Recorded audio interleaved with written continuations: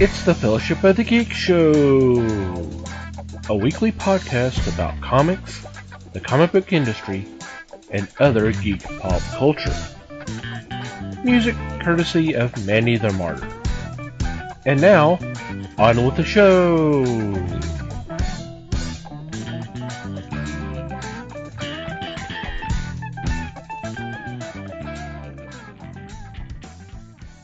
Hey there, everybody. It's the Fellowship of the Geeks podcast. My name's Thomas Chick, and joining me for this episode is Mike Marlowe. Hey, gang. Les Webster. Hello. And Liz Newman. Hello, everybody. How are you guys doing? Well, Relieved. Our sworn duty. Wow.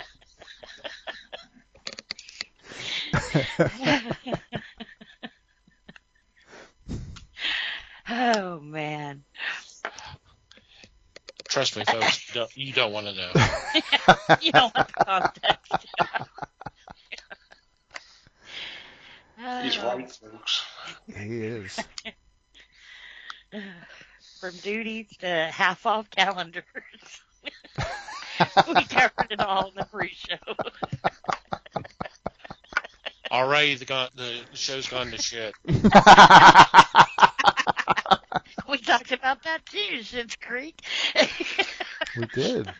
That's not what he meant, but we did. We did. Oh, man. So what's been going on in your corner of the galaxy? Oh, man. Okay. And aren't we glad she's starting first? Yeah. We'll see anyway. Mm. I'm trying to quit laughing and okay. My little corner of the world, huh? I'm still kind of catching up from vacation because you know how that goes. You spend a week away, it takes you 2 weeks to catch up. You know? So I haven't got a lot done, but last night was the finale of Landman for anyone who's been watching that. Pretty good. I really liked the way that he, you could tell they were wrapping up a lot of the storylines in case they weren't coming back. So if they did not get renewed, it would have been, you know, an okay ending. Not everything was resolved, but for the majority of it, it was. So I'm liking it. I think Demi Moore did say that they were okay for season 2, so we're definitely going to get that. I actually like that the announcement came from her because that means she's coming back. And, you know, Miss Golden Globes here. I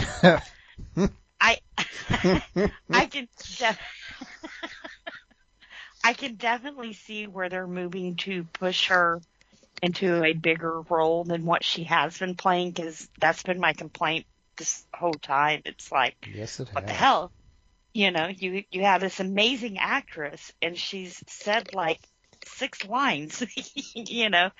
But the last episode, her husband, who's like the oil president company, or the oil company president, which is John Hain, he's actually dying. So we kind of see her step up into his role a little bit, along with Billy Bob, you know, to get things done. And I like that. She's kind of showing she just wasn't this little housewife, you know, this little Texas housewife. But it is interesting watching this with someone who's not from Texas, because a lot of the comments they make, you know, he's like, is that how it really is? And it's like, yeah, that's how it really is. So that's kind of interesting. But I didn't think we were so different from everyone else until you go on vacation. And one of the first things I was asked is, everyone have a Texas accent like you do? And I'm like, I have a Texas accent? What? Are you kidding me? I wasn't even born here. Look what you guys did to me. So, but yeah, I guess when people think of Texas, they're automatic, especially when they find out I'm from Dallas. They're like, oh, JR, do you own cows? Which now I have to say, yeah, I own cows. But most of us don't own cows. We don't have anything to do with oil other than our cars and cell phones and that kind of thing. I'll just say for the record that I also live in Texas, and the closest thing I own to a cow is some taco meat in the fridge. Right, some beef jerky. Mm-hmm.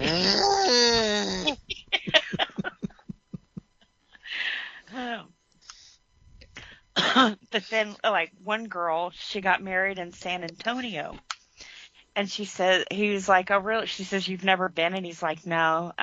Where is that? And she says, oh, it's one of the most magical places in the world. And I'm thinking, San Antonio? Are you kidding me? So I told him, I said, it's nice, but it's not all that. There's a lot of other magical places you can go. I mean, she got married there. So there might be some bias, and that's okay. Yeah, true. Just have to let it go. It's like, yeah. But then you explain what actually San Antonio is known for, and they're like, oh, yeah, the Alamo, yeah. We don't have a town called the Alamo. Why don't we have a town called the Alamo? So, yeah, like I said, it's pretty good. I think Taylor Sheridan definitely nailed the lifestyle down. And now you talk to most Landman, they're like, that's not real. And I completely understand that. I think if I had to watch a Landman do his job, I would be bored off my ass. So I'm kind of glad it's not real, And people also have to understand that in order to convey this job, which is boring and takes 12 hours a day in a 5-minute clip, they're going to have to cut some things out, I don't think anybody, after watching The Landman, goes, oh, I'm going to go work on an oil rig now. It just, yeah, it's not like that, So, but yeah, Yeah, working on in an oil field is backbreaking and dangerous work. It is. And that's why they do pay you good. Mm-hmm. But they do. That's why they pay you good. Right, it's hazard pay. Yep. Straight you could up. die at any moment, you know. I have a friend who works on an oil line, not down here, but North Dakota, I'm wanting to say. But, he's talking backbreaking work, good money, but you work all the time. So when do you spend this money? I don't want to work just to get money. I want to be able to spend it and have fun. And yeah, see, the deal is you're saving that money for a very early retirement is the deal.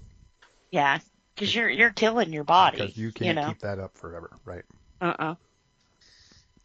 Not in a field position like that. Now, if you work your way up, where you're not killing yourself every day. An office job, then yeah, it's not so bad. But oil's well that ends well. Oh. Yep. Yeah, that's about it. Internet drama, that's not a lot of fun. So. Bummer. Yeah. Well, there is one lady who I'm kind of having a hard time understanding the internet. She hired a makeup artist to do her makeup for her wedding.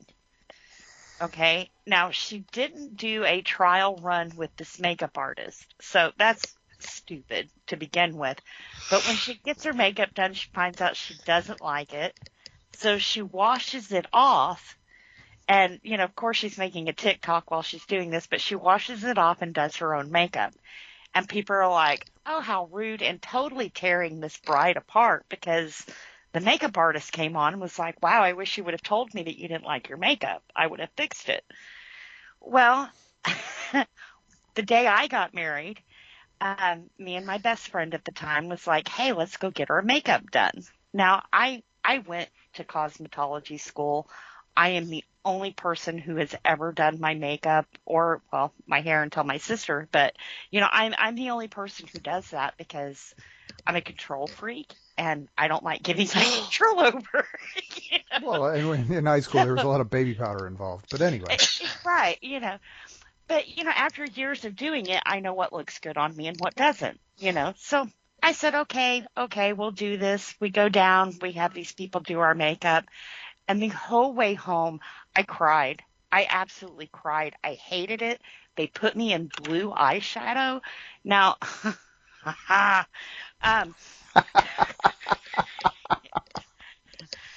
at this time, Drew Carey is real popular on TV with the Drew Carey show. And he's got that neighbor, Mimi.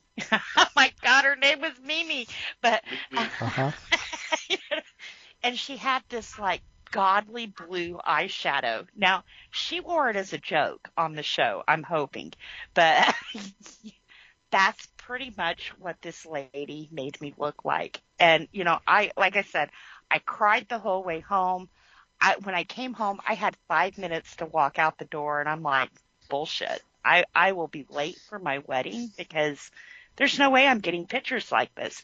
So I can sympathize with that bride. Now, did I tell the makeup artist who did my makeup that it was shit? No, I didn't. No, but you didn't invite her into the video that you did about it either. So, Right. Well, and the bride didn't mention the makeup artist by name. The makeup artist saw the bride and responded to that. So she never once bashed the lady personally. Okay, good. It's just that she didn't like the makeup. I'm, as much as I am a control freak, I'm sometimes. And that stuns me. Sometimes, right. Well, sometimes I'm not a confrontational person. I don't like the hassle. I don't like the drama. And during a period, if my anxiety's high, I'm definitely not going to confront somebody, So like for me, when I had my makeup done, I wasn't going to tell her I wasn't happy because she was happy. And hey, cool. I made her day because she thought she did a good job. Why am I going to ruin that for her? If I can just go home and do my own makeup, which I should have done to begin with, why would I do that to her? Plus I'm just not the kind, I don't want to be someone who says something and then they get back in my face and go, oh yeah, well then what? Then I'm in jail because I slapped a bitch. So, I don't get confrontational. I'm just not good at it. So I can understand why the bride didn't say anything at that moment, more to probably spare her feelings about the whole situation. She still got paid, but like I said, the bride now has totally disabled her comments. She's privated her accounts because people came at her. Now, if the makeup artist wouldn't have been such an absolute sweetheart, I don't think they would have came at her so hard. But if she got paid and the lady didn't mention your name till you made a video and brought out your name, what the fuck? Leave her alone. I mean, was it nice to do? No, she shouldn't have made the video. But, it's her wedding. If she wanted to make 20 videos, it's her wedding. It's one day, Right. And why would how does it benefit you to call out your customer who paid for your services and didn't like them? I mean, admittedly, this is all being made extremely public on YouTube or TikTok or on wherever. But it was on TikTok. Why call her out? And when she was taking the makeup off, the bride did say, I can't wait to make a TikTok about this. Now, and that's what people were upset about because they're like, you knew you were going to shame her. Well, I think by not saying the lady's name, she wasn't shaming her. it was more, when I watched the video, it was more of shame on me. I should have done a trial run, which every makeup artist will offer you one, especially before a big event like a wedding. They want to make sure they know your preferences, if you have any products you're allergic to. It's just a good idea to talk all that out. For one, they get to know you, and then they can do something that personal for you. But to walk in cold that day, just meeting, you're going to have some problems, They might stick you in blue eyeshadow. Dang. And they're always like, oh, it'll bring out your eyes. I have a unique blue color for my eyes. I don't need any help to draw attention to that, which is usually why I go nudes or neutral, But it's like, yeah. So I was sitting there watching all this unfold, and I'm thinking, if I was this woman, I would have been dragged, because I think had I have been on YouTube or TikTok like this bride was, I probably would have filmed myself crying on the way home. I was very upset about that. This is your most important day of your life, and in my head, I looked like a fucking clown. Now, the only thing is, after the bride redid her makeup, I couldn't see that it was any better than what the makeup artist did. It was very much alike. So it was kind of one of those, did you just not like it, or did you not like that you didn't do it? Because for me, it would be more of, I'm going to do my own makeup because I know that my eyeshadow is going to stay all day, or, I put my primer down so my makeup's not going to run, So, yeah. Well, you saying that just, to me, reaffirms what I was thinking. It's both of them are in the wrong. Yeah. Neither one of them should have made a video. Right. Mm-mm. The bride could have totally just ignored that whole aspect and just did a TikTok of the wedding, and she keep that personal. Yeah. Wash your face, and if you want to, then make a TikTok of you doing your own makeup for your wedding. That's fine. Yeah. You don't need to go into, oh, this is bad, or it's somebody screwed up, or whatever. Yep. That's just unnecessary. So, that's just creating drama. Yes. I thought she was avoiding drama by not naming and shaming. But she still did, because she's complaining about someone doing her wrong, which, like you said, kind of drama. Yeah. And especially if what she did was not that much better than what the lady did. Yeah. What the makeup artist did, then, that makes it even worse stupid. I thought both makeups looked nice, and they were going for a more natural. And here's another stupid thing that I don't understand women. She was going for a natural, no makeup look with makeup. Now, let me say that again. Natural, no makeup look with makeup. Uh-huh. How the fuck do you do that? If you're using makeup, it's not a natural look, period. There's nothing you can do that will make you look natural with makeup. I mean, it's just not. It's called a mask. I mean, Yeah. that's the deal, is you're just hiding your face under a layer of something that looks just like your face. Yeah, but if I take an hour to put something on, I want you to know I put that on, damn it. Sure. Not I woke up looking this way. Let the birds sing, Screw all that. Or they tell you, I don't have any makeup on, and they're wearing, like, false eyelashes and mascara and lipstick, and it's like, well, what's all that? Tattoos. What the hell is that?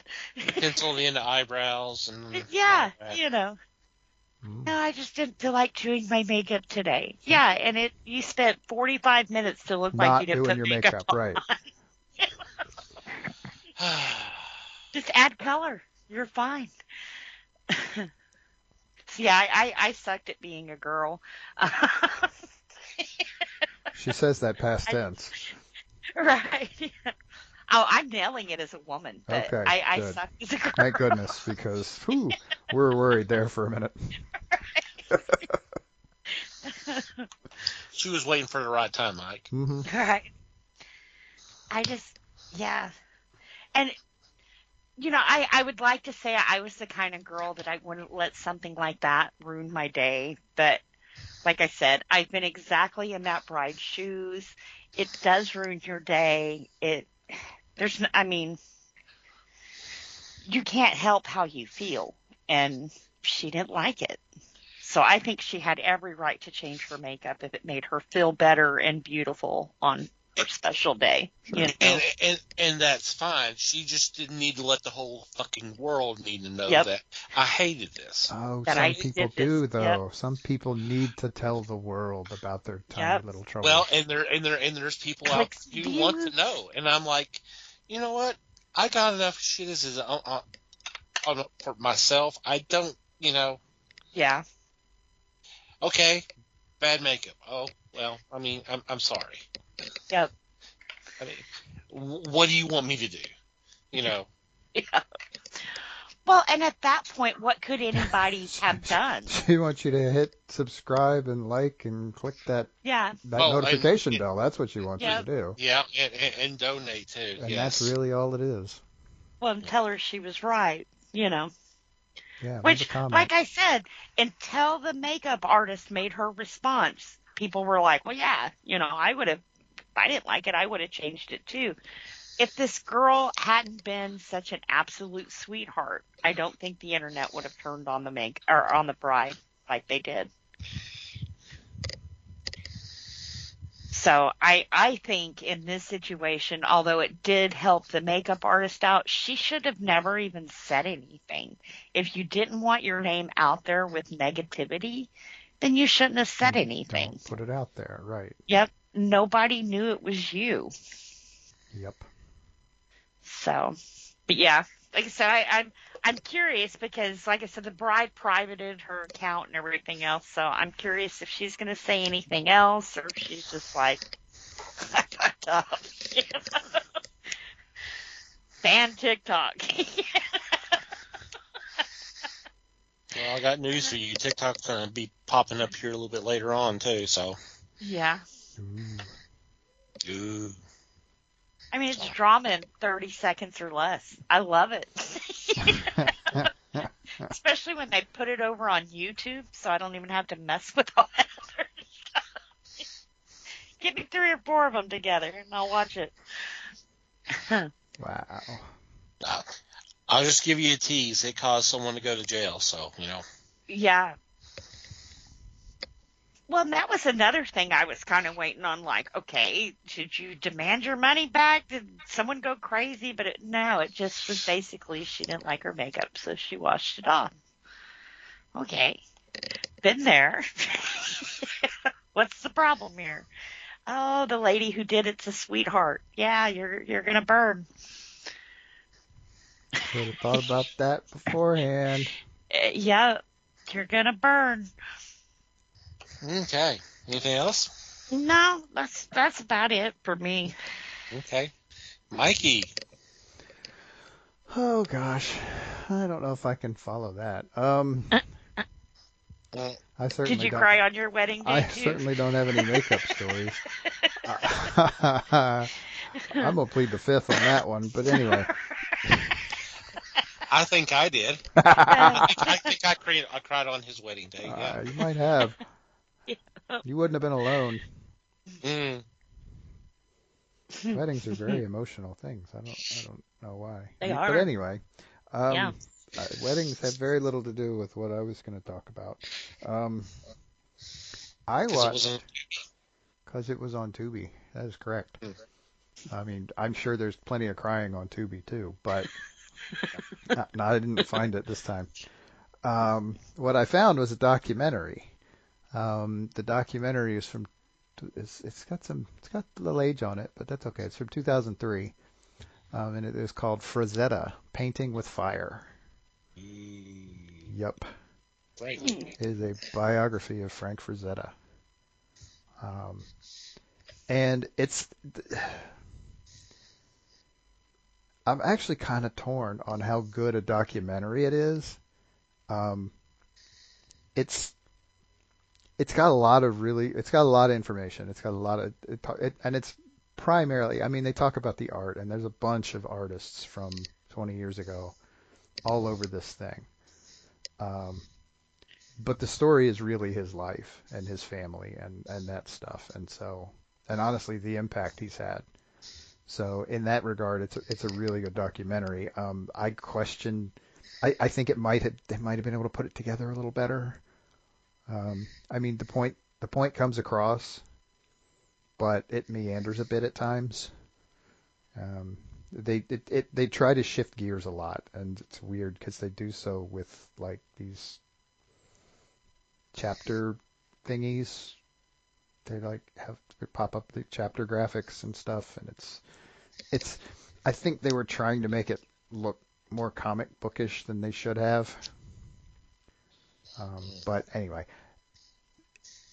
he was apparently a really good guy. Had some issues at the end of his life. This kind of goes into that, but yeah, it's a really good. It's a really cool story. And it's mostly, especially early on, it is well told. It gets a little disjointed later, but and like I said, anybody who's anybody in the comics world is in this thing. I mean, hell, they even got Glenn Danzig to say nice things. Not for very long, mind you, but right. They got him on film saying nice things about Frank Frazetta. So there you go. That's a win right there. It is. And a lot of other cool people, including, I mean, lots of comic artists and some like art historians and stuff. And yeah, there's a lot of interesting stuff in it.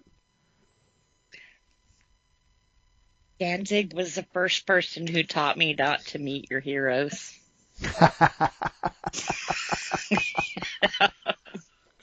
I've heard that about him.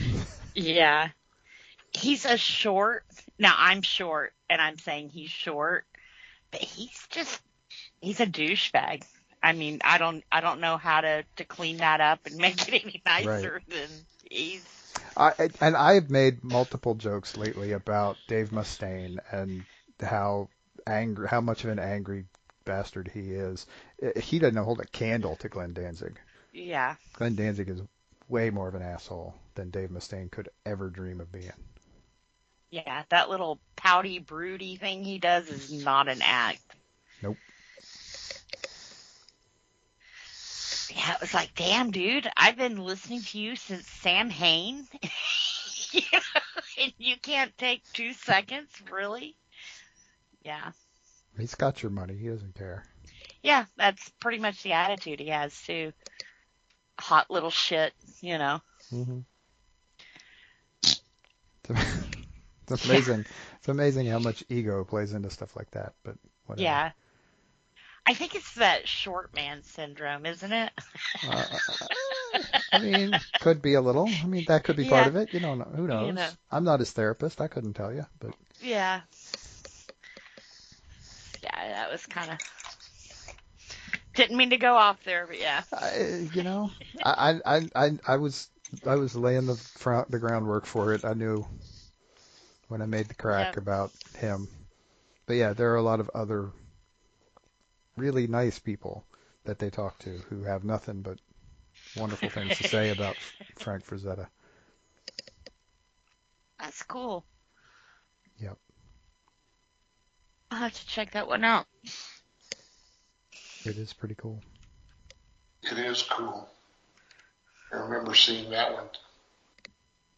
It's interesting to take in all of the information they had about him. Yeah. There's a ton. Maybe that's why. Yeah, maybe that's part of what made it seem so disjointed at times, was that there was just so much stuff.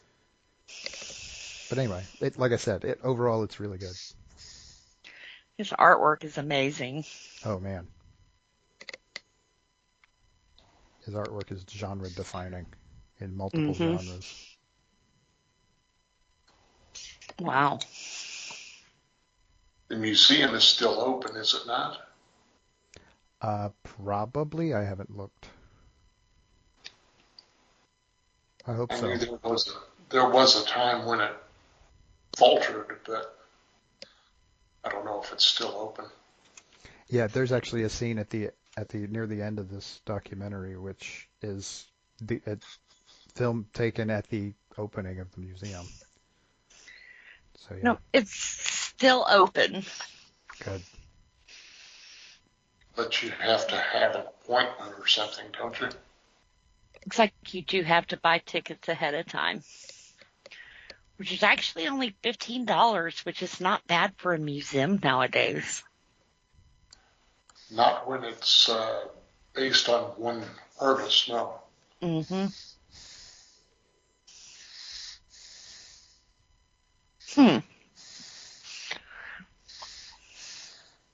That'd be neat to see. It would. In Pennsylvania. Okay. Anything else? No, that's what I got. Okay. Wes. Well, let's see. I don't really have a problem with my makeup. Not since I've just tattooed everything onto me. So I'm worried about that. I took in a few movies this week. And some of them were winners and some of them not so much. I do want to recommend two movies on Prime. One is The Doorman, and the other is Jolt. If you get to watch these I put on because my wife loves violence. So rather than hitting me with a pots or pans, we watch these. Wasn't Jolt the dog one? Nope. No, That's Bolt. Oh, okay. Jolt was a documentary Jolt about the Jolt Cola. No, I'm making this up. Jolt is about a young woman that has an anger problem. And when she gets too angry, no, she doesn't turn into the Hulk, but she does lash out and hurt people. A lot of the time that she just dreams of slashing their throat or gutting them or whatever. Turns into She-Hulk. In there. She just shuffles her feet around on the carpet and then shocks people real fast. There you go. Zap. That one stars Stanley Tucci. He's one of the actors in it. Another one is Canary Black, which is a spy movie, which is pretty good too. The one that I have questions about was called Here for Blood, which is a kind of warped movie. But you get to the end and you go, yeah, okay, this makes sense. So I do recommend the first two. The second one, it's okay, but don't go in dreaming it's going to be tremendous.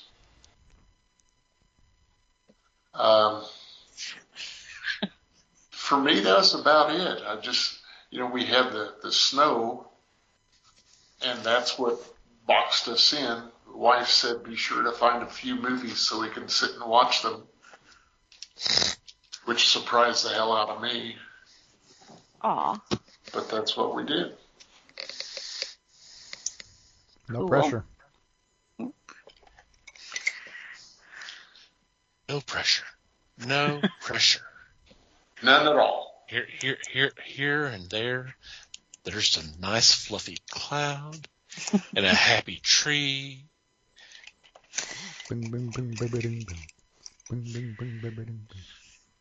Stop. Collaborate.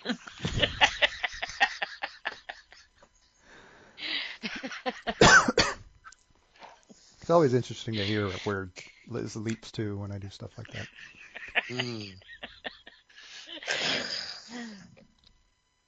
It's way out there, isn't it? Yeah. Some days more than others. Keep you on your toes. Never know where I goes. Oh, God. Wow. So much for having a poetry night on Discord anytime soon. Hey, I'm an artist, not a poet, okay? Oh, we know it. We know it. Gotcha.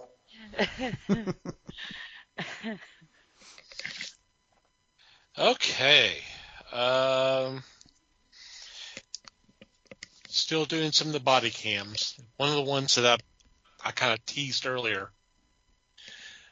I don't think I mentioned this one. I may have talked to this to my sister. But it's police respond to a call from paramedics who reach this intersection where a couple is in a car at the intersection, passed out, and apparently sat through the light 5 times. Wow. So needless to say, both were woken up. The driver, who's the husband, is taken to the side, and they start doing field sobriety test. And the other officers are dealing with the wife, who, according to her, she just turned 21 a month prior. And she's really concerned about what's happening to her husband and all that because of what she's seen on TikTok. Well, they say on TikTok, once the police get you out of the car, they'll just arrest you for anything, and all this other kind of bullshit. And she kept trying to rush over to be with him. Like, oh, he's working 90 hours a week because I got us kicked out of our last apartment. I can't work right now because I had an accident, and I forgot what she did and all this. I'm like, so you're an idiot. Okay, all right. And they're trying to calm her down. It's like, no, we don't know what's going on. If he's working 90 hours a week, he may have just been passed out because he's tired. Now, she admitted she was drunk, or she had a lot to drink. But I don't think he had anything to drink. Came back 0.15. So yes, so yes. And so he starts to be put in cuffs being put on her, and he calls out her name, and she just loses it. Starts running after her, and they catch her, and just I knew it. TikTok was right and all that. I'm like, I'm so glad you got your fucking law degree from TikTok. Obviously you failed the YouTube law degree, so you had to do TikTok. So she basically got arrested for obstruction and resisting without violence, and he was arrested for driving under the influence. I'm like, wow. Unbelievable.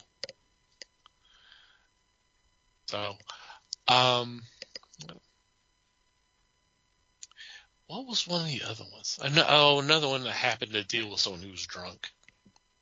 Apparently got trespassed from the leasing office of her apartment complex because she went in there and she was wanting to get her mail, but I don't know. It doesn't really go into too much detail what she did, but they kept telling her to leave, so they had to call the police to try to get her to leave. told her several times, leave. I'm just here to get my mail. Well, you're not going to get it now because you're arrested. You've been told to leave. But I live here. But you don't live in this office. You have an apartment. Leave the office. Please, you can come back tomorrow to check on your mail.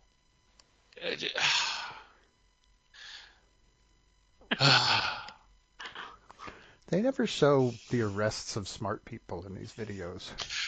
No. Well, yeah. I mean, there are always people who think they're smart. But they're never actually smart. No. So. That's why they have world's dumbest criminals. Yep. Which just goes to show that it's a concept that's been around for a long time. Sure. Well, I mean, we've talked before the story of the dude who went to the bank to try to rob it and wrote the demand note on the back of his electric bill or something like that, so they knew who the fuck he was and where he lived. Mm-hmm.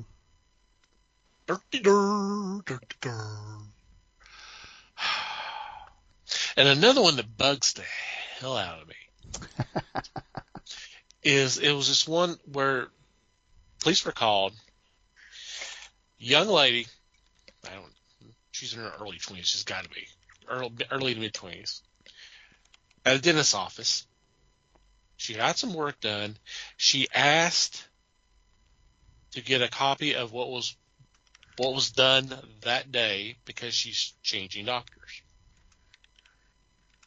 Well, she's telling the police when they showed up, well, they're refusing me to give me the paperwork. And the tech's going, I didn't refuse. I said it's going to take a couple minutes because you literally just got out of the chair. I got to put in all the information into the system and then print it out. It's going to take a couple minutes. So it's like, okay. And so the cops are like, okay, so let's go outside, wait a couple minutes, they'll get it for you, and then everything's good to go.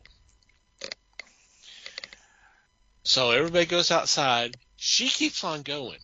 She literally leaves the property. And they're like, are you not going to wait for your paperwork? She's not even talking to him. She doesn't respond. Like, okay. So fast forward 5-10 minutes. The girl's back. So the officer has come back like, well, we thought you were left for today. Well, I just went out for a walk. It's like, well, it would have been nice for you to let us know because we thought you left, so they didn't print out the paperwork. Well, I guess I'll go walk again while they print out the paperwork. And office personnel are like, if you leave now, we want her trespass. Like, so if you leave the property, you can't come back, otherwise you can be arrested. So please stay here, and we'll get it for you. Well, don't talk to me like I'm a dog. You're telling me to stay. You're talking to me like I'm a dog. No, we just want you to stay here so they can get the paperwork that you wanted so badly, and everything be all right. Well, let me write down my address so that they can mail it to me. Well, that happened. That was an issue earlier. Why is it okay now? No, stay here. They'll get it for you, and then everything's done. But once you leave, you can't come back. And she's like, okay, no. And eventually the police were like, well, go outside. They'll print out the paperwork. They'll bring it to you. That's it. I don't want to go outside. Why do I have to go outside at all? She eventually got arrested. No kidding. No kidding. I'm like, why is this so hard? You could have just sat there. Yeah, it's going to take a couple minutes, but it's over. In the time that it took for you to be arguing with everybody, saying, I want this. You could have had it, and it would have been over with. Yep.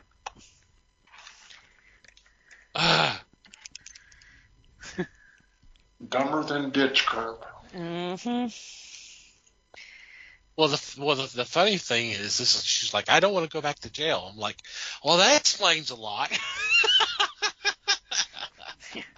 A little late on that. God.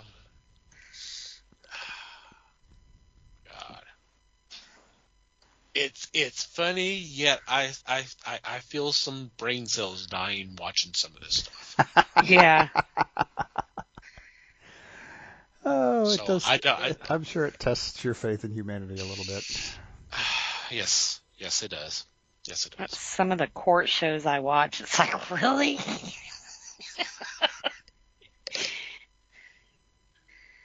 Well, it's just like, chick. I believe you need to stop watching these. I need to cut back, certainly. The thing that helps me out is watching some of the odd the ones with vehicles and all that, especially with the instant karma, like these idiots who run a red light and, oh, you just did that in front of a police car. That's smart. Yeah. I like the ones who use the shoulder to pass you and the cop flips lights on. Yep. Oh yeah, because I know there's been a couple of them where, yeah, you see them going down, you see them going down on the shoulder, and then it clears up for a little bit, and all of a sudden you see police car pull out from that lane, go down the shoulder, and go right after them. It's like, oops. That 2-second hack just costed you 30 minutes and probably at least $200.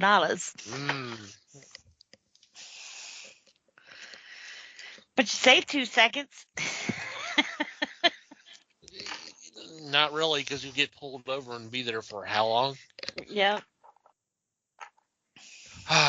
Anyway, so let's go ahead and take a break, and then we'll come back with this week's festivities.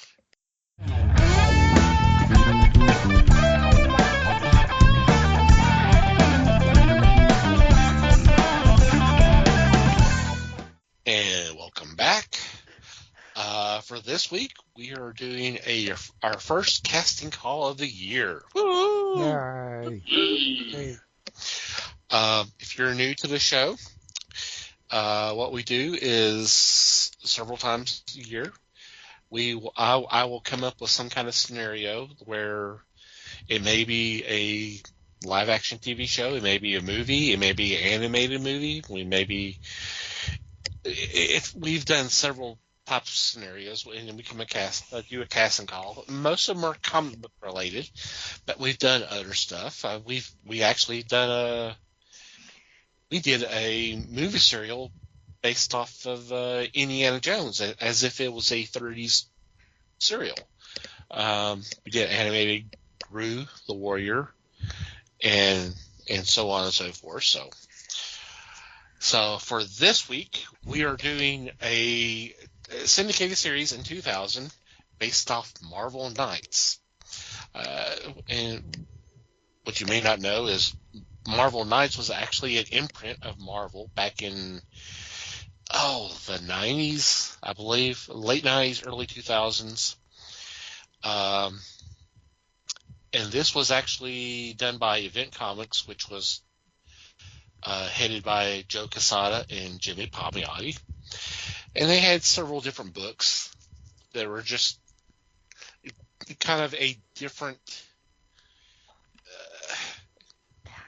I guess it would be the kind of equivalent would be DC's Black Label, although not really adult, but it's just kind of a little bit more different, another world, maybe a little bit darker, that type of thing. But Spider-Man had a series, Fantastic Four had another series, and all that. So they put together a team of street level heroes, and they were called the Marvel Knights. So Knights with a K, in case you're not familiar. Knights, yeah. Yeah, Knights with K, which basically, I mean, the precursor of the MCU's Defenders, essentially.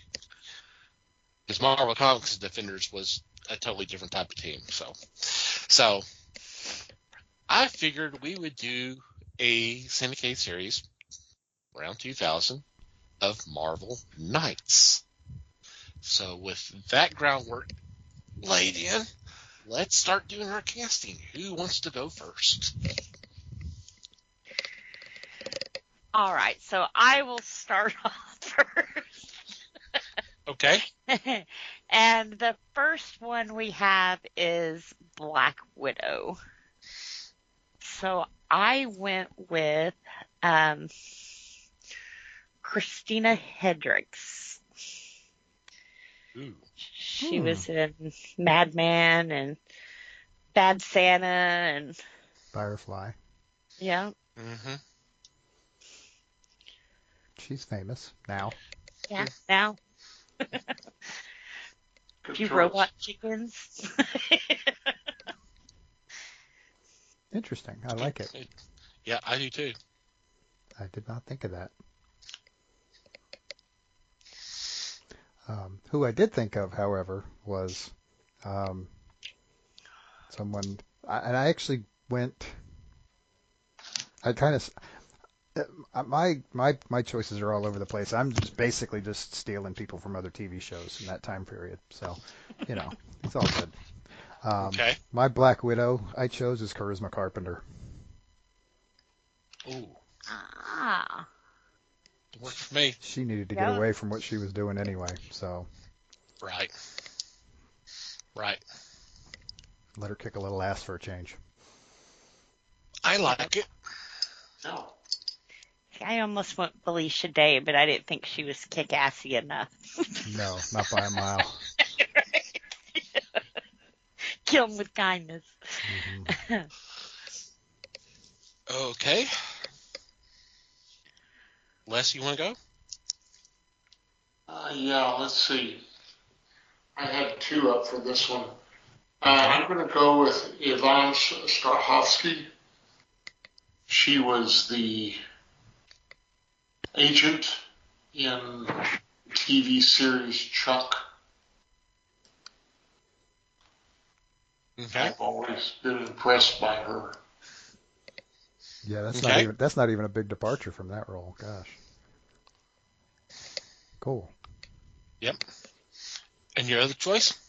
Did you want to? My other choice was Serinda Swan, but I doubt that you would know who she is. She was in the latest season of Reacher. Okay. I went with Vanessa Angel. Oh, okay. Who played Kelly LeBlanc's role in Weird Science as a TV show. And was in Kingpin and several other stuff. So Cool. It's cool. Okay. Next. All right. Next on the list we have Dagger. Now, I didn't know until after I had already cast her in this part that I'm actually currently watching something she's in. But I went with Allie Lauder, or Larter. Yeah. Just because of what I had seen on like Final Destination and stuff. But after I cast her, I kept looking at her and it's like, she looks really familiar. She's actually the wife in Landman. So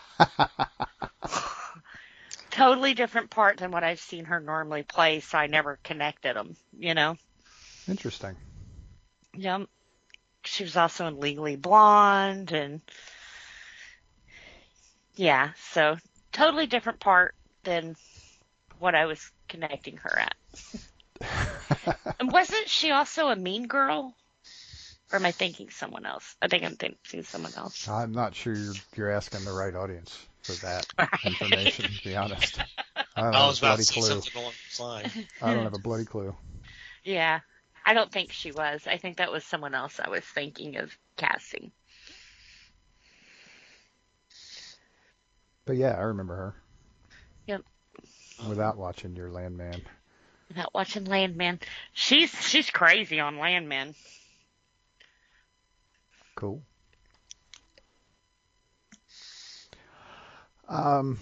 Okay, so stealing people from other shows again. For my choice for Dagger, and I wasn't sure on this, and it has nothing to do with costuming choices. I went with Jennifer Odell. If you don't remember her, you may remember the show she was on, The Lost World, which was based on the Arthur Conan Doyle novel. And it was a series that ran for, I don't know, 3 or 4 seasons.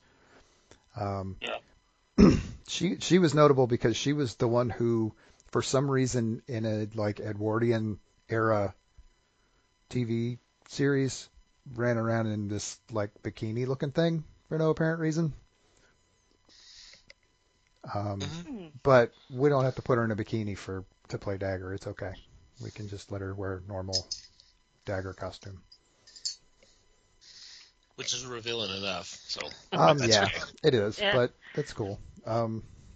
Yeah, I mean, I did not watch a lot of The Lost World, but I remember her character was better than the bikini made. Her character was good enough that the bikini didn't make much sense. So, you know. Yeah. I get what you're saying. Alrighty. I think I've seen some of that show, but I'm not. That was a syndicated show, right? Yeah. Mm-hmm. Yeah. And it kind of spun out of that era that was started with Hercules and Xena. It was kind of in that same time frame. So, yeah, there were a bunch of just sort of oddball fantasy-esque shows back then, and this was kind of one of them. I think I remember that one. I may have seen some of it. Yeah. Alrighty, Wes. I went with. I'm gonna go with Isla Fisher from Wedding Crashers and several other things.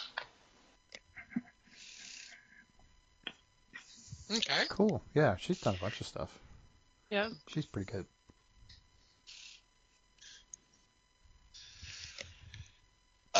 For me, this may be a questionable choice. I don't know. I like her, and maybe that's the reason why. I mean, I was trying to find somebody else, but I just kept coming back to this name. I'm like, okay, I got to do it.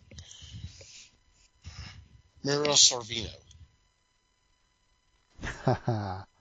Interesting. Okay. Yeah. She went on later to prove that she actually could act a little bit too. Yeah. So. Yeah. Yep. She can act. She's good for pedigree there. Mm-hmm. For sure. Yeah, that'll work. Yeah. Okay, so maybe not as odd. All right. Okay. Next. Okay. Our next one is Daredevil. This one was hard for me because after watching Charlie Cox play the part so well, you kind of want someone who can kind of match that energy. Yeah, well, he was like 12 at the time, so. Yeah. I looked into that one. You're really, really young Daredevil. But I kind of... Kid Devil. Which when I saw how young he was, it was like, well, how old is Daredevil? And they're not really for sure. I mean, old enough to have a law degree, but right, that doesn't mean much. Know. So I put him in his early 20s, and I went with I don't know how to pronounce his last name. His name's Matt Shuzary, but he was on The Resident. He was on Gilmore Girls, Dawson's Creek, Seventh Heaven. So he's on the CW, basically. Pretty much. Or whatever network that was. Was that the CW? I think it was. Yeah.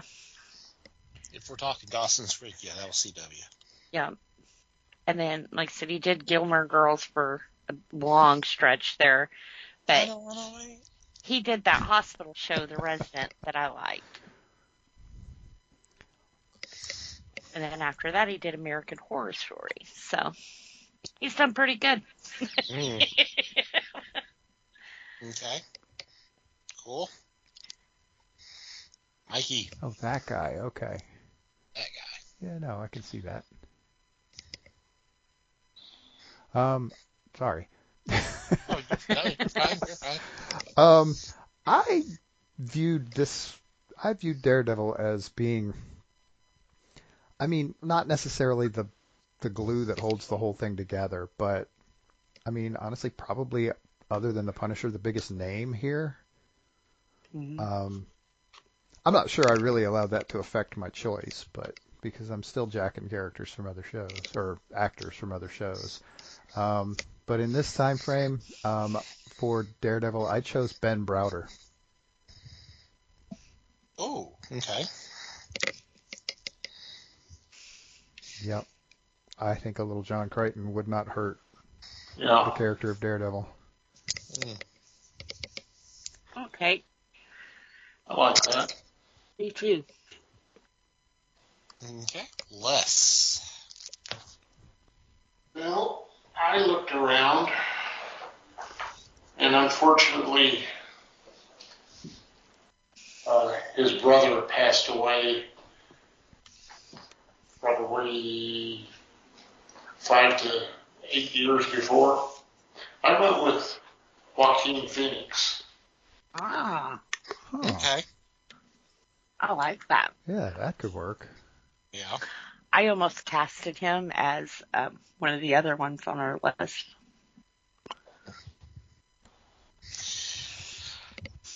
I went with Ethan Hawke. Huh. Okay. I could see that. Yeah, that'd work. Mm-hmm. Good choice. He's done all right for himself. Yeah, he's done all right. Come a long way since Explorers. I love that movie. I'm sorry. I love that movie.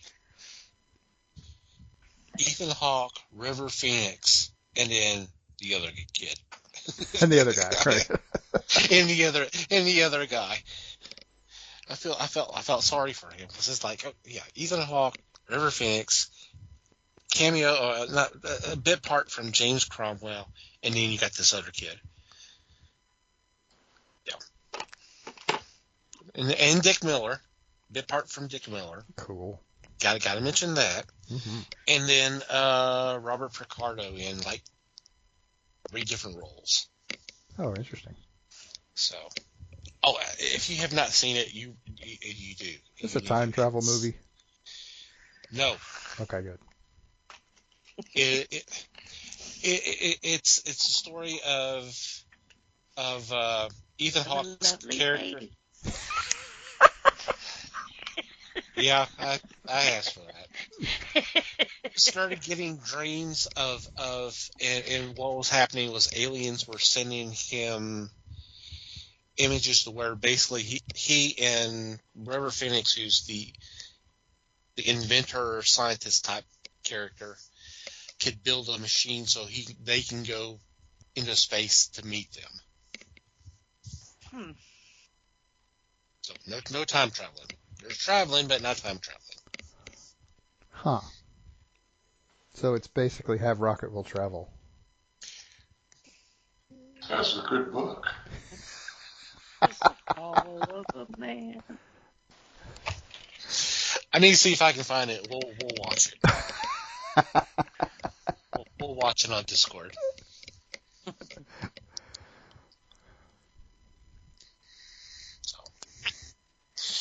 Alrighty. So, what is next? All right. Next guy on the list, Mr. Luke Cage.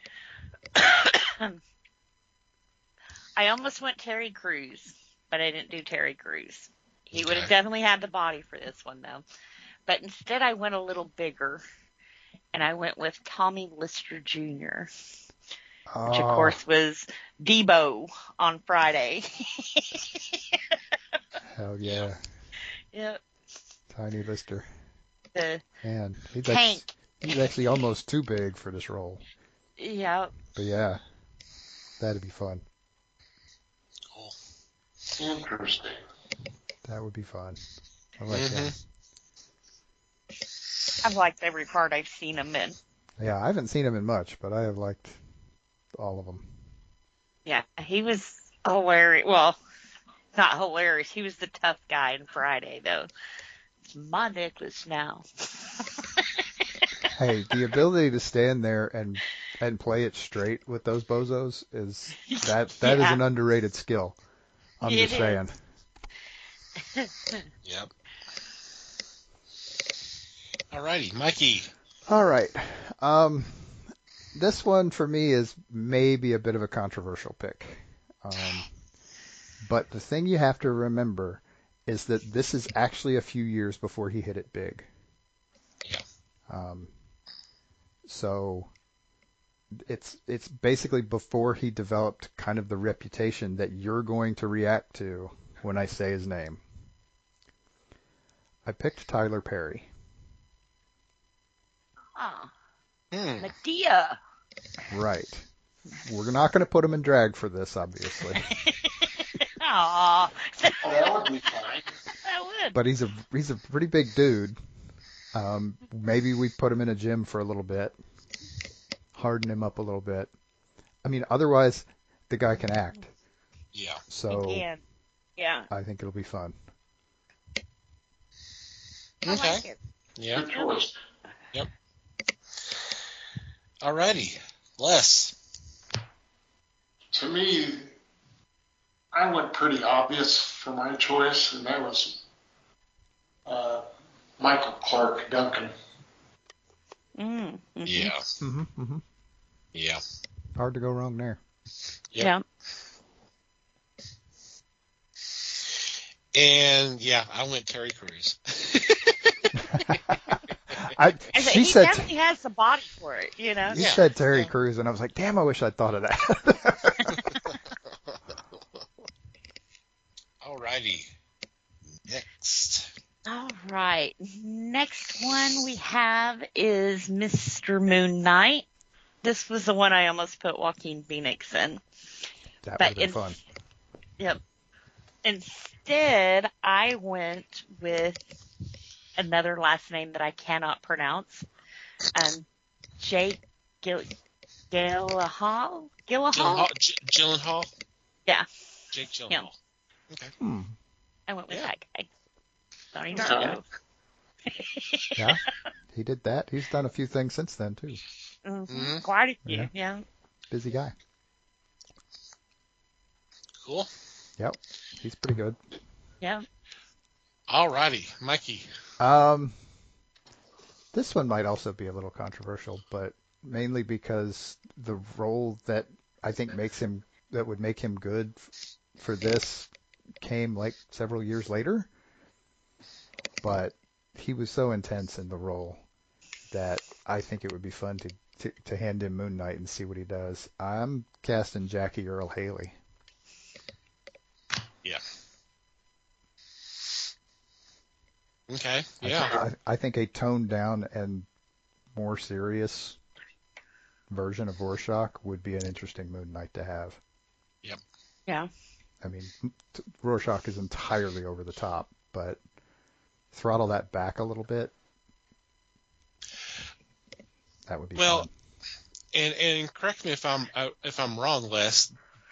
During this time period, the Marvel wasn't really pushing the whole psychotic thing with him. of all the different voices in his head and all that. Now he had the different identities, but they weren't really pushing the whole thing of him having mental issues. So he was still more or less, I don't want to say a Batman ripoff, but definitely a clone. Yeah. Yep. So, but That makes sense. Yeah. So, yeah, I like it. Kelly Leak playing Moon Knight. Woohoo! Okay, Les? I went with another guy that is currently on television.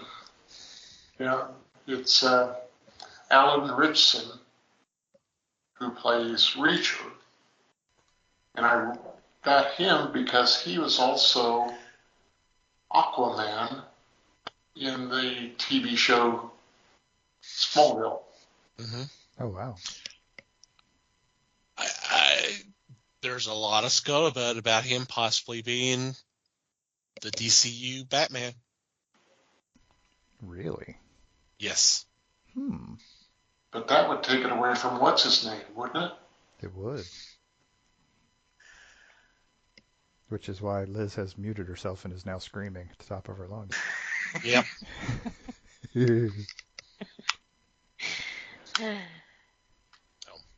It's a good choice. I like him. Could be fun. Yep.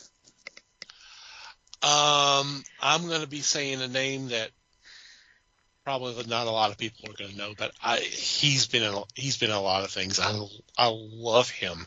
He plays a lot of villainous roles. I first noticed him in the show The Closer, and his character actually spun off into the following show, the Major Crimes. I went with Billy Burke. Okay, so this is not Glinda, right? Huh? This is not Glinda, right? No, this is Stroh, the lawyer who went. That guy. That guy. Yeah. He has the look, and he can bring the intensity. Did you pull him up, Les? Well, Billy Burke I was thinking of was from Wizard of Oz, but He might have been a little old in 2000. what? Probably dead. Do a Google search, Les. No, I refuse. Okay. He says, All right. do a Google search. Hey, I know who Billy Burke is. He was the voice of Commissioner Gordon. Yeah, that's true. To Jensen's Batman. Here we go. The only Jensen Batman. So, alrighty. Next. Speaking of Jensen, no. Wow. All right. The next one, I know I messed up as far as age goes. The next one is Punisher.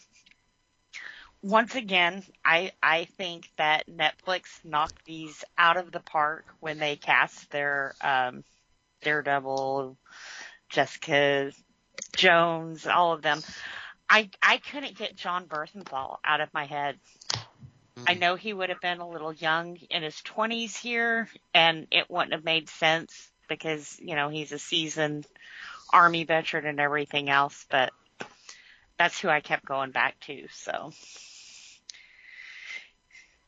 Wah, wah.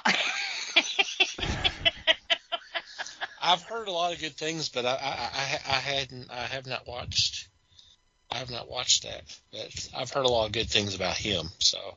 Yeah. I think after his run on Walking Dead, he needed the Punisher role because people were totally hating him. Now, that says a lot about his acting when you can act so well that people hate you, you know? So I think he needed this to kind of turn the favor and show people, hey, I was acting. You know? And he's going to be showing up in the Daredevil series. Yeah. Like I said, I think he was perfect for the role. Just the mentalness of it, and you know, he wasn't over the top with "I'm a badass," you know, kind of thing. He was perfect for it. Whoever cast him, I mean, chef's kiss, because I can't think of a better role for him. Okay, cool. Mikey. All right, I feel a little bad now because I also cheated on my pick for this. Because the Punisher movie that came out in 2004, which is just a couple of years after this, starred Thomas Jane. So I chose Thomas Jane. It's hard to go wrong. I enjoyed that movie. You know, it was because of him. Yeah. That was a good role. That was. I know there was a lot of people who were really hoping there would be another film with him as the Punisher, but that never did happen. So yeah, good choice. Which is unfortunate. Yeah. Should have struck while the iron was hot.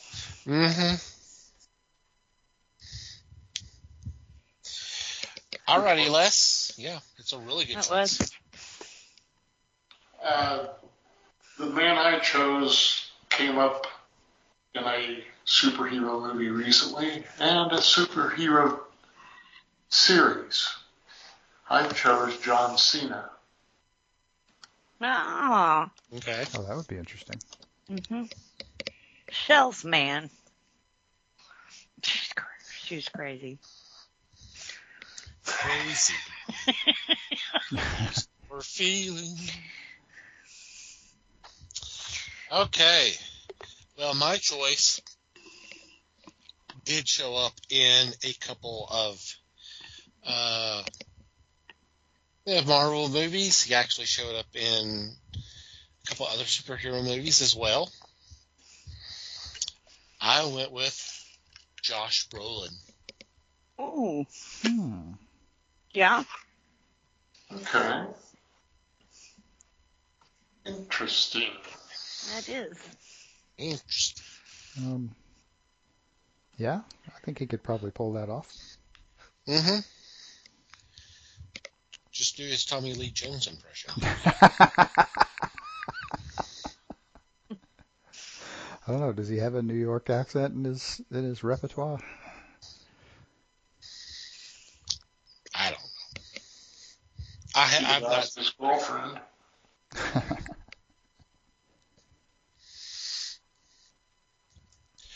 Alrighty, next. All right, our next and I guess our last one is Shang-Chi. The person I picked is known for doing his own stunts. He was the master around the same time that Bruce Lee was, but he refused to fight him because he respected him too much. So I went with Jackie Chan. You know, I thought about him for this. And he would be a good choice. Yep. Hard to go wrong. Especially if you want to add a little comedy to it. Yeah. Which wouldn't hurt Shang-Chi, let me tell you. Well, and he did a lot of the karate movies that they played on Saturdays, along with Bruce Lee too. But not all of them were funny. So he's got a range. I think when he finally did comedy, he kind of found his niche for it because he's just naturally funny. But yep. Yeah, he did a bunch of serious stuff back in Hong Kong, and unfortunately, a lot of it's terrible. But Yeah. yeah, Well, most of that was. they were cranking out right. They were just cranking out movies as hard and fast as they could. So Yeah. you kind of get what you get when you're doing that. But yeah, Jackie Chan is bordering on legendary. Yeah. Right up there with Bruce Lee. The whole focus was people fighting other people. That was the whole purpose of the movies. Mm-hmm. So, yep. Don't have to have much of a plot. No, not really. Yeah. Alrighty. Okay, so like I said, I very seriously considered Jackie Chan for this. I didn't pick him because I decided he was too old. Yeah. But do they really age? They look so young. Track Jackie Chan down today and ask him about aging because he'll tell you, they age. He's like 100 now. He put a lot of miles on his body over those years. Oh, a lot. Injuries out the wazoo. So I almost picked someone else and decided, no, that was actually a little too cliche. So I ended up going with someone who would be good, very good at it. He's actually a pretty good actor, also a martial artist. I chose Mark Dacascos. Okay. Strangely enough, probably still best known for being one of the hosts of Iron Chef America. But again, an actor and martial artist in his own right. Yeah. Okay. Les? Well, I was thinking Chan also, but I've decided I want to go a little younger. And I went with John Cho from the Kumar and Harold movies. Sulu in the Star Trek reboot. Yep. I'm sorry? He was Sulu in the Star Trek reboot. Yeah. He was. And he was also in a TV series, which was really good too. I can't even remember the name of it now. Well, that shows you how good it is. Yep.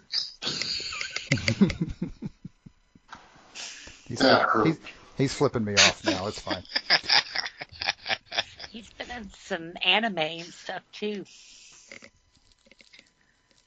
Sure. Yep, he's actually really good.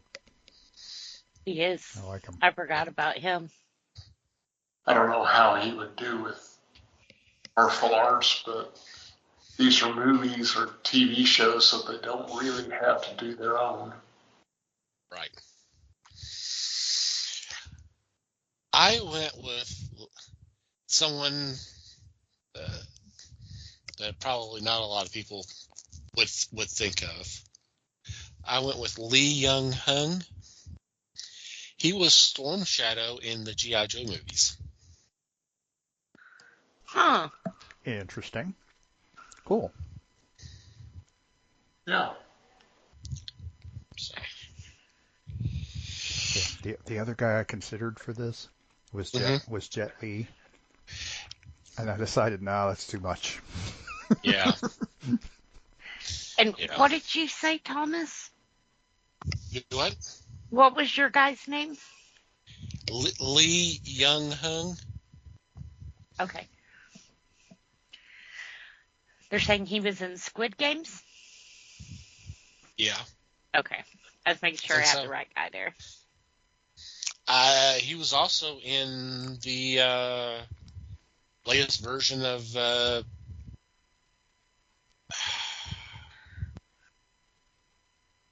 Magnificent Seven. Okay.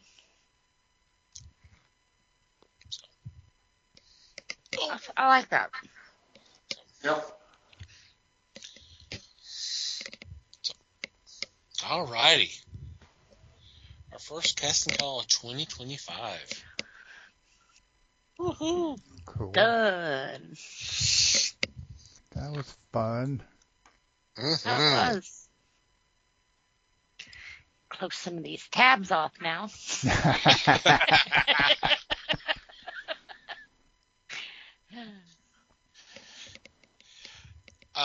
We would love to hear some of your choices.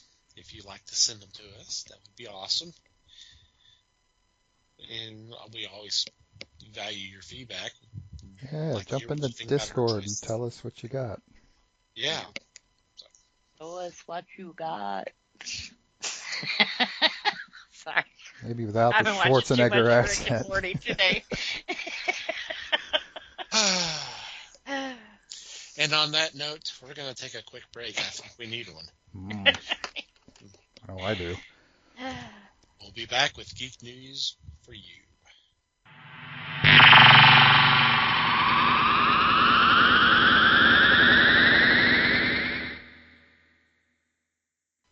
And we're back, and it's time for Geek News for you. In this segment, we bring a couple of news items to the table for discussion. And this week, it's Liz and myself. And Liz, would you go first, please? Yeah. I didn't know if I was going to talk about this one. Because every time I think about it, I get ranty. So I'm not going to get ranty. Mm-hmm. Right. They just did a interview with director Andy Muschietti. I think that's how you say his name. It should be Muschietti because this article is crap. But anyways, right. He's talking about the reasons why the Flash movie failed. And, at first I'm like, does he really not know the reason why his movie, totally bombed at the box office? And I read the article, and it's like, no, he does not know the reason his movie bombed at the box office.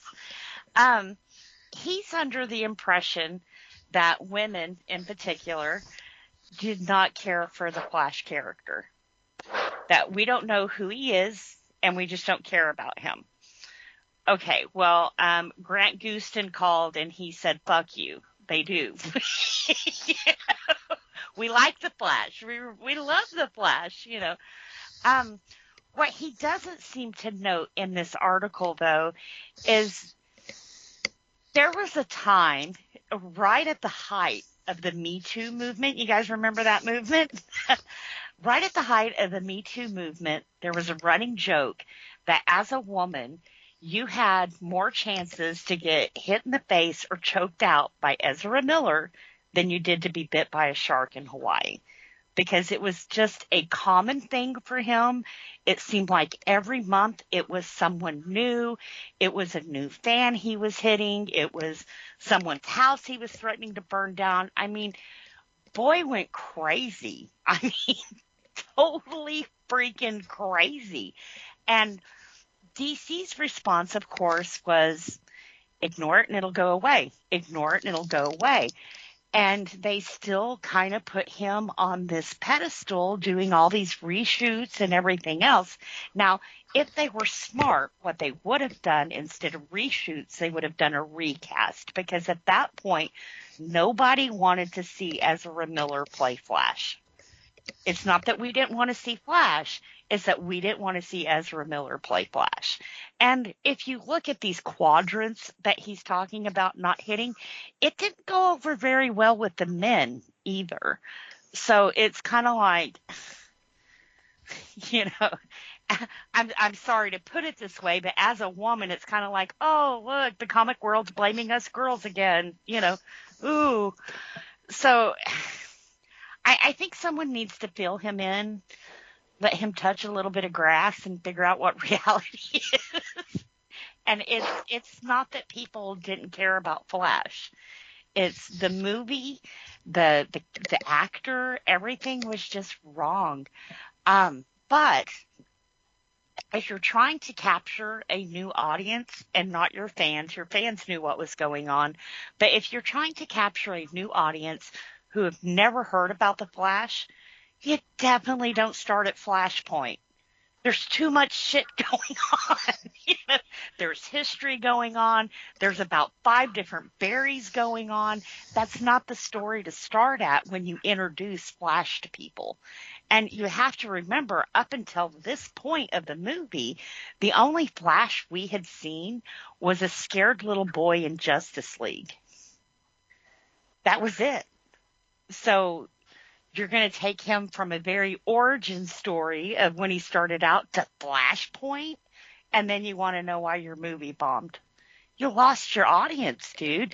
If you didn't lose them with story, Ezra Miller was punching them out in Hawaii. You lost your audience for this movie. But I definitely wouldn't blame it on one quadrant. I hate that they call it quadrants. One quadrant of people. I think it was a general overall opinion that nobody wanted to see this movie. It was just a case, again, of DC throwing money at a problem and hoping it would go away. Well, the audience reminded them, we don't forget, it doesn't go away, and you should have recast this movie if they wanted it to do well. If not, it did what it did. It did not do, it flopped, in their words. So I don't think it's your character that you had a problem with. It was your actor that you had a problem with.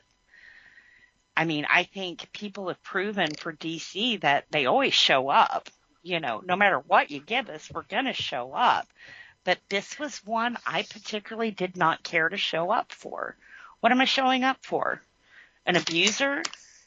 A guy who needs to be on a psych hold instead of walking a red carpet? I mean, I think as a general audience goer, I was offended that they wouldn't even address anything. Nothing.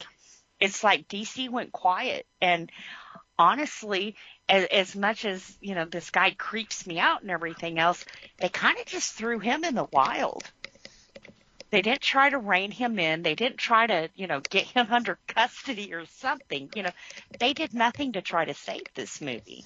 So why is it a surprise that it failed? You didn't care. We didn't care, Or that was the problem. We did care. So it wasn't us women. We didn't ruin this movie. We didn't ruin action figures.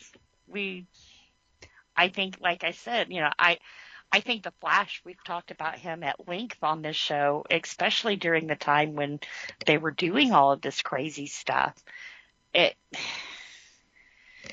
I think by greenlighting his movie, it was kind of DC going, well, it's okay because you didn't kill somebody, No, but he was choking fans. He was punching people in the face. He was getting arrested and threatening to burn down houses. And, it wasn't a good look for them. And I think by ignoring the problem, they actually made it worse. And the result was the movie flopped.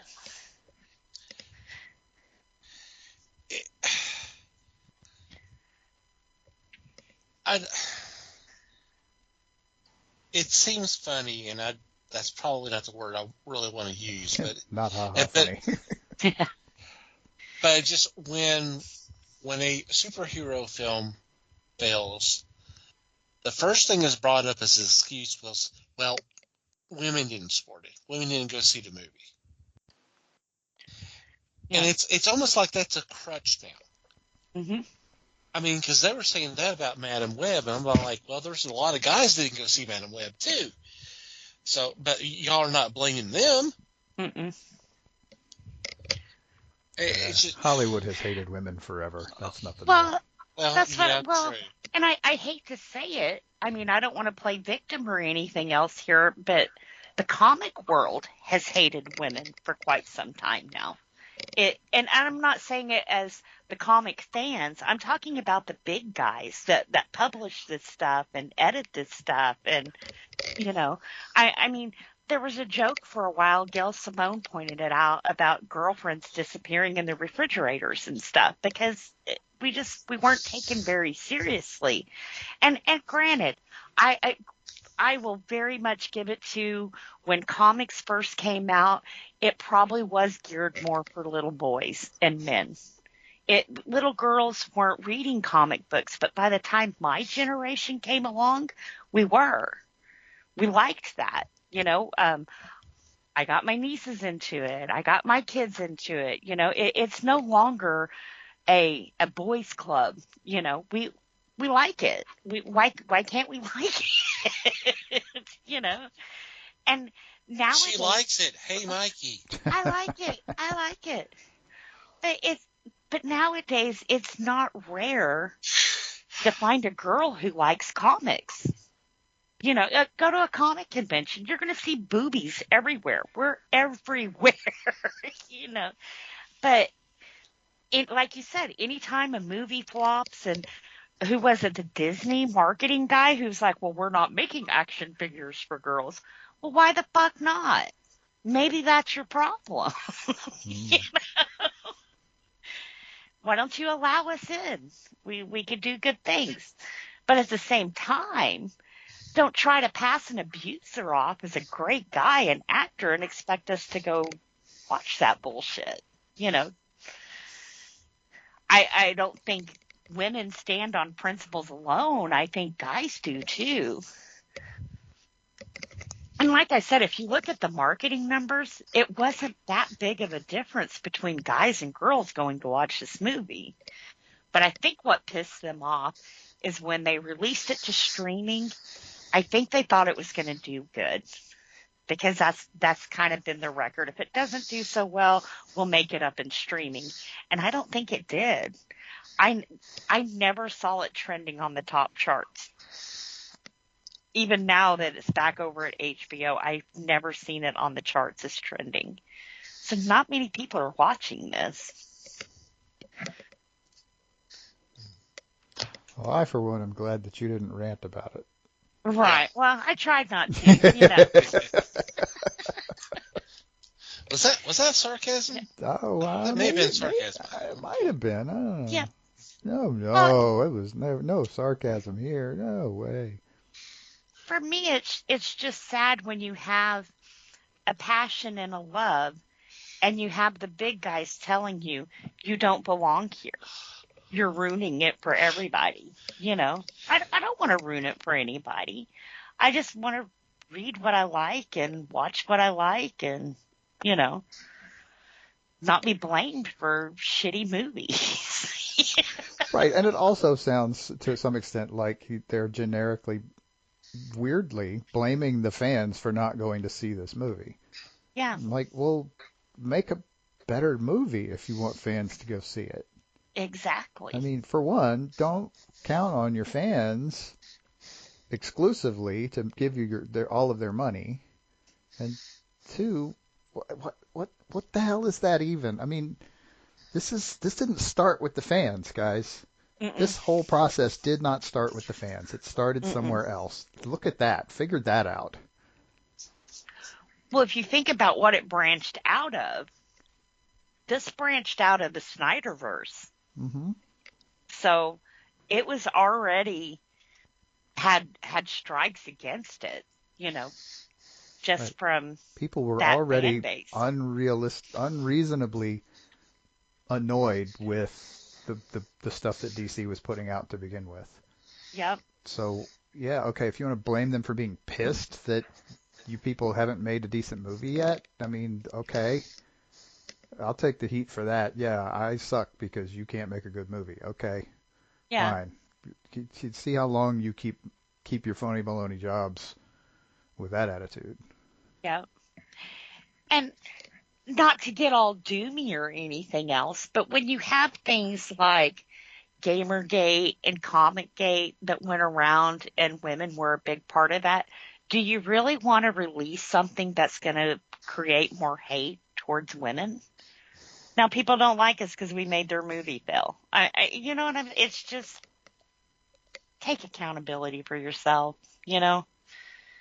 You can't blame everyone, like I Right. said, for a shitty movie. There doesn't need to be blame here. Nobody needs to Yeah, be blamed for this. Just walk but away. You maybe learn your lesson talk. and walk away. Yep, and maybe talk to Ezra about keeping his hands to himself. That would have helped greatly. I mean, at this point, as far as we can tell, they've cut ties with him anyway. So, I mean, Yeah, but tell me if this movie would have box office hit if they would have. Another problem is that they were too far in Yeah. to recast. They had shot 3/4 of the movie already before any of this started coming out. They would have had to scrap $150 million and start over. And there's no way in hell they're going to do that. What about Batwoman? They did do that. Batgirl. Batgirl. What about the Scooby movie? Completely done. All they had to do is release it. Totally scrapped it. Girls in that too. Yep. Yeah, but those were scrapped for quote unquote tax purposes. Right. Well, they could have did the same thing to Flash.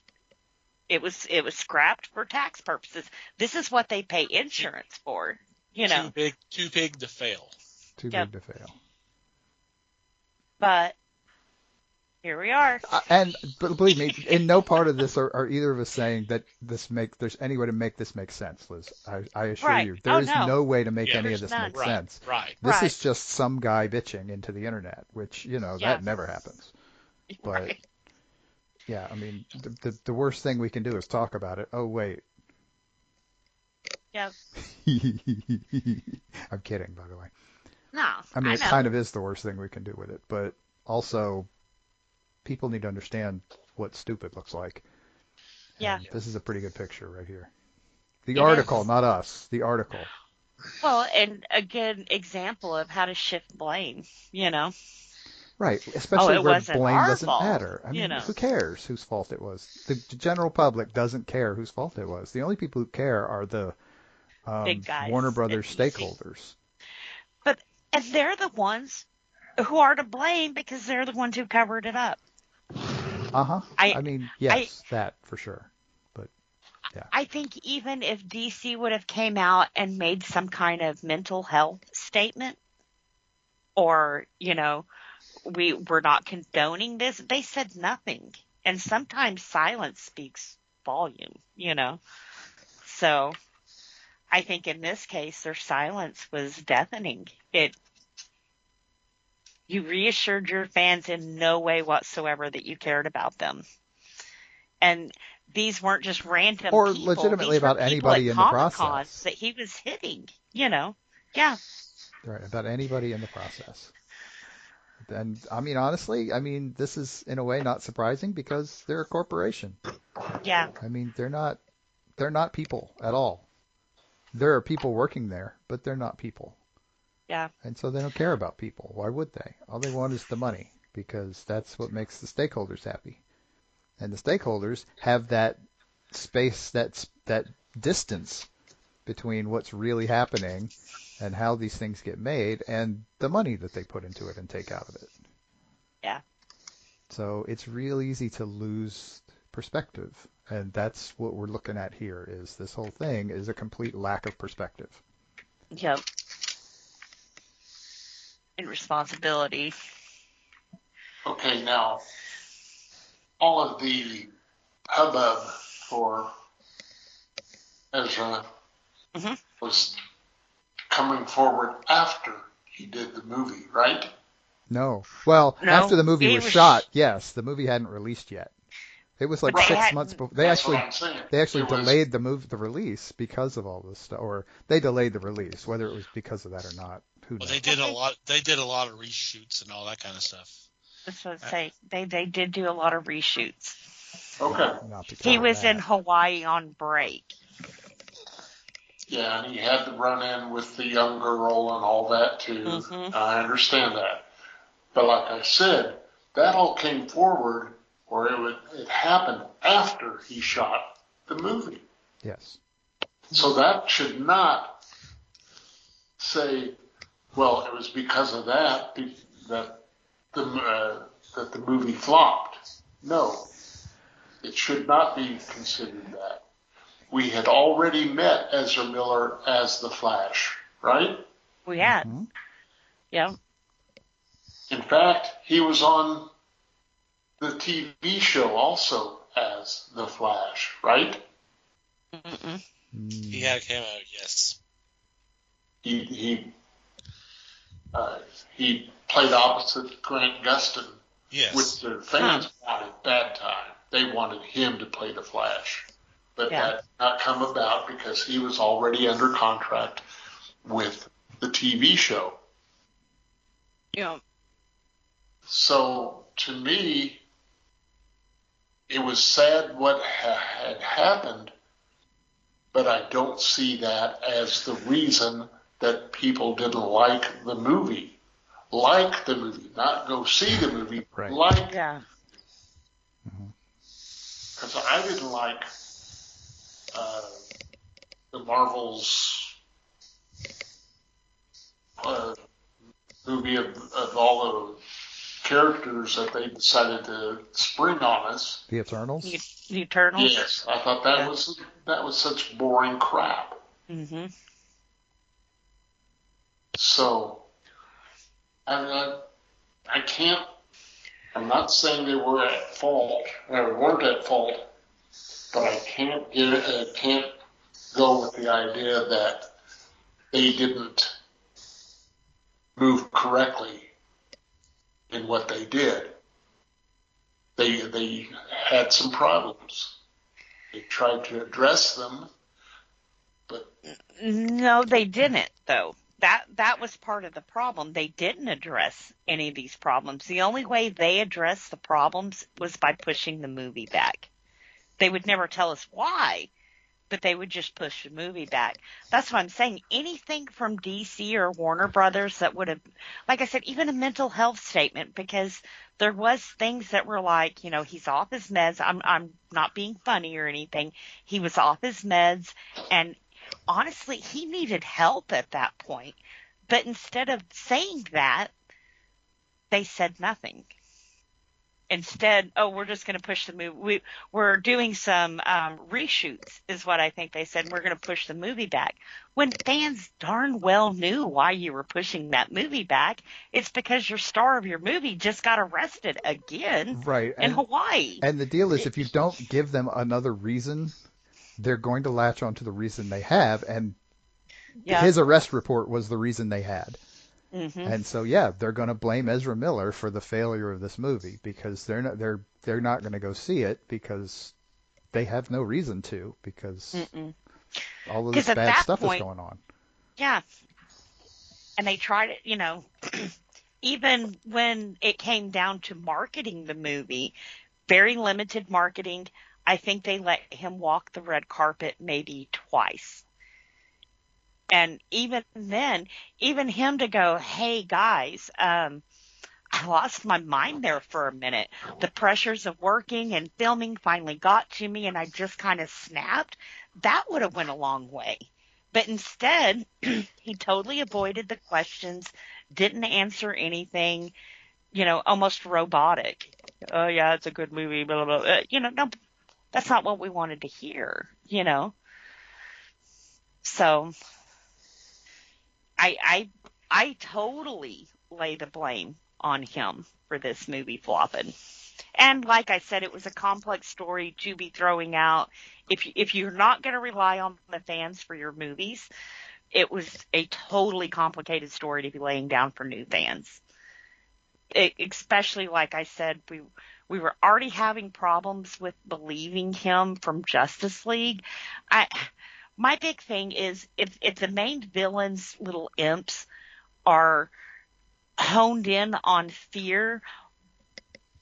The Flash reeked of fear all through the movie, but they never picked up on that. So it was kind of, we were kind of unsure about him to begin with, And you have to admit, a new Barry learning his shit and getting his emotions put together and everything else, it's it didn't play out very well, but there should have been something in between there before they're like, okay, now you know his name, here's Flashpoint. Good luck with this, So I don't know. I think there was a lot of things wrong with it for them to fall back now on, it's because women just didn't want to come see this. I'd have to check the demographics, but I think we women have kept CW's Arrowverse in business for many, many, many years. So that's not the problem there. We knew who these characters were. We knew who Flash was,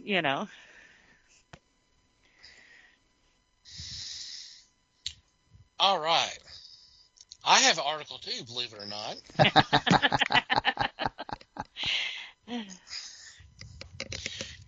Okay.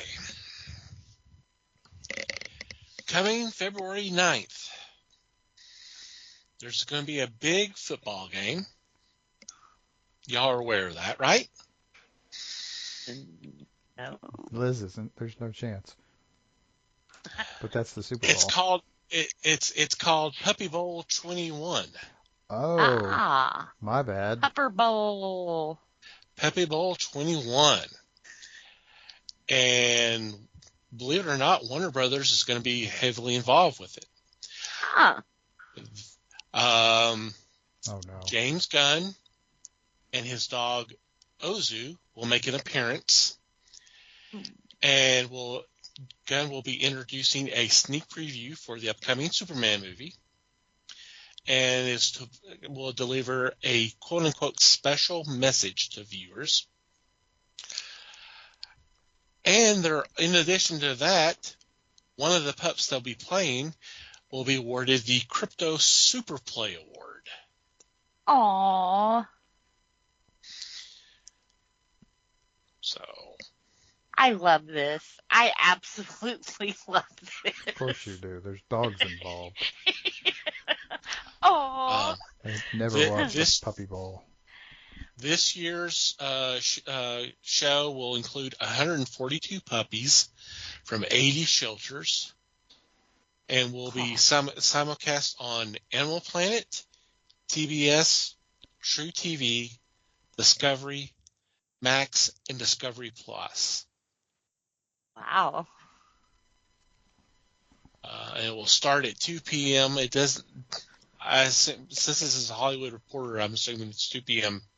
West Coast time, but I don't know that for a fact. Y'all need to check your schedule. With pre-show at 1. Aww. But they're going to interrupt. I mean, like hours 6, 7, and 8 of the pre-show for the Super Bowl. Oh, of course. Aww. I know. Really hurts your feelings, doesn't it? Right. So, yeah. That is cute. I love this ideal. So this should be fun. And I bet every single one of them dogs get rescued and adopted. So, good for them. I had a question about that, though. Is Crypto in Superman AI or CGI? I believe it's CGI, yes. Okay. Why didn't he use a real dog? Because real dogs don't follow cues. And they don't memorize the lines of dialogue. Yeah, but there's like tons of movies out there that prove they do.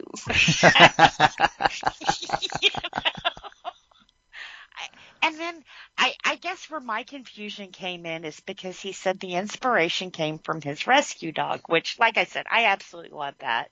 Adopt, don't shop, 100%, So I was assuming that this was a rescue dog, and people started going, no, this is CGI, and it's like, what? Why would he not use a real dog?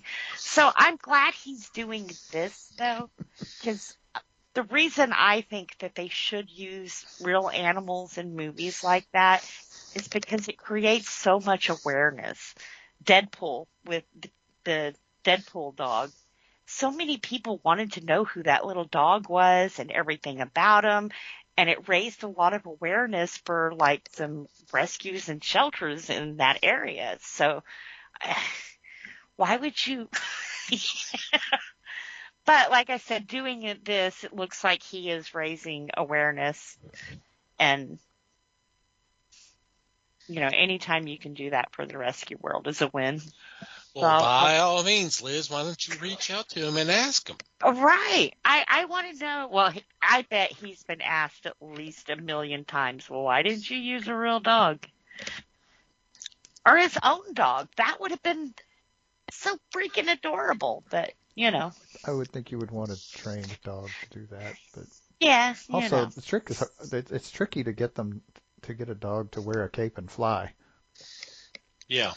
Well, yeah. I mean, some parts, granted, you're going to have to do CGI, but for the most part, up close screenshots, Yeah. Mm-hmm. And I'm sorry, Taco would grab my cape and drag my ass through snow any time of the day. Only at dinner time. Right? I told you I'm hungry. All right. Any special shout-outs or mentions this week? Nope, not me. Nope. No, not here. Okay, we'll move on to our regular shout-outs. First, I want to thank Pop Goes the Culture for allowing us to be part of a great podcast network. We recommend that you check them out. There will be a link in our show notes. We also want you to check out the fine men and women who are kind enough to spread the word of Fellowship on Twitter/X. That is the people known as Podern Family. The best way to check them out is to do a search, #PodernFamily, one word, and scroll through. Whatever catches your eye, by all means, click on that link and download that episode. We hope you have a great time listening to them.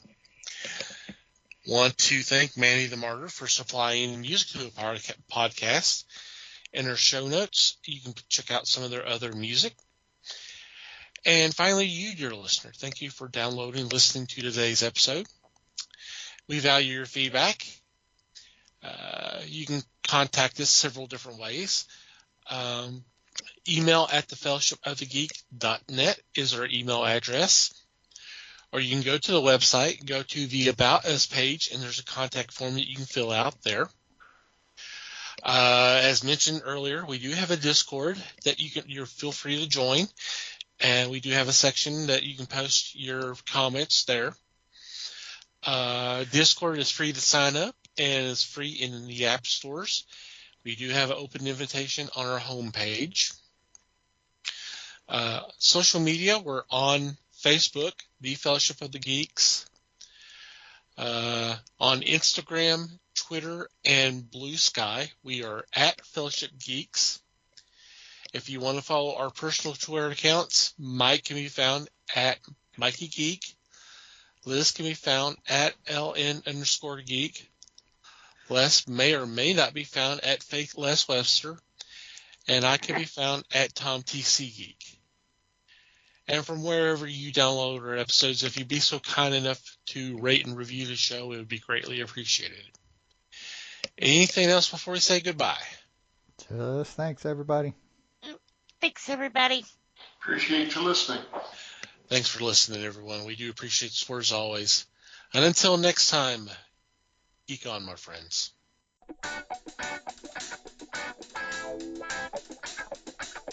We thank you for listening to the show. Comments, suggestions, and questions can be sent to email at thefellowshipofthegeeks.net. You can follow us on Facebook at The Fellowship of the Geeks and on Twitter at Fellowship Geeks. Until next time,